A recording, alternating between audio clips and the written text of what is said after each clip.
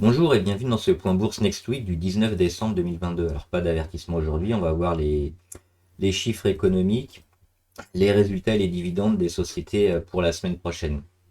Alors là on arrive en fin d'année, donc traditionnellement ces 2 semaines vont être beaucoup plus cool, hein, beaucoup moins de volume, beaucoup moins d'échanges et de la volatilité généralement un peu moindre, hein, sauf catastrophe ou un événement un peu plus marquant.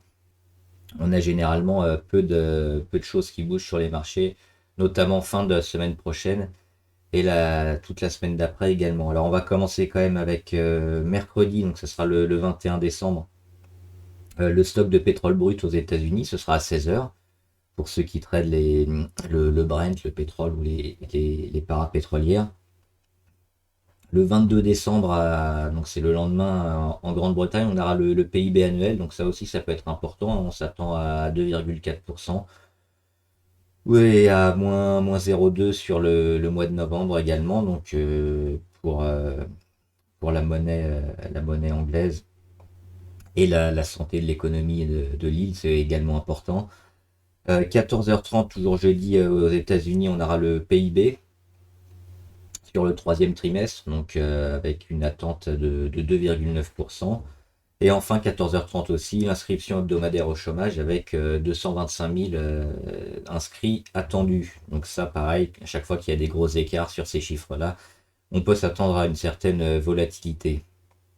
Et enfin, vendredi, donc le 23 décembre, à minuit 30, puisque ce sera au Japon, on aura aussi l'IPC. Hein. L'IPC, vous savez, c'est l'indice de prix à la consommation. Ça permet de mesurer l'inflation.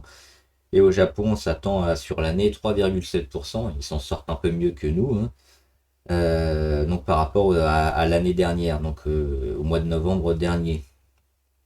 Et enfin, le dernier chiffre sera à 16 heures aux États-Unis.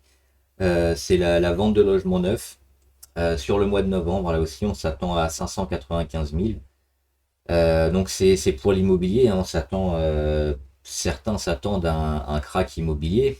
On verra. Pour l'instant, on n'a pas de véritable chiffre probant. On s'attend à une possible récession et une baisse de beaucoup de valeurs. L'immobilier en fait partie. Donc ce chiffre-là sera important, hein, en cette fin de journée, notamment aux États-Unis. Est-ce que l'immobilier va commencer à baisser fortement? Ben, on aura un début de réponse vendredi à 16 heures pour les États-Unis notamment. Ensuite, les résultats. Alors, il y a toujours beaucoup de résultats et beaucoup de dividendes, hein, sur plein d'actions, mais on va faire les principales, celles qu'on suit, les grosses actions et puis les françaises. Et là, en cette fin d'année, il n'y a pas grand-chose, hein. Moi, j'ai noté notamment Nike, qui annonce ses résultats le 20 novembre. Donc sur une période de 3 mois, hein, on s'attend à plus de 12 milliards 580 millions. C'est généralement ce qu'elle fait, hein, ces derniers mois, ces dernières années 2022. Donc pareil, hein, s'il y a des gros deltas, ça pourra relancer un peu ou atténuer le rebond de Nike. Mais on voit, euh, grosse année 2022 catastrophique pour Nike.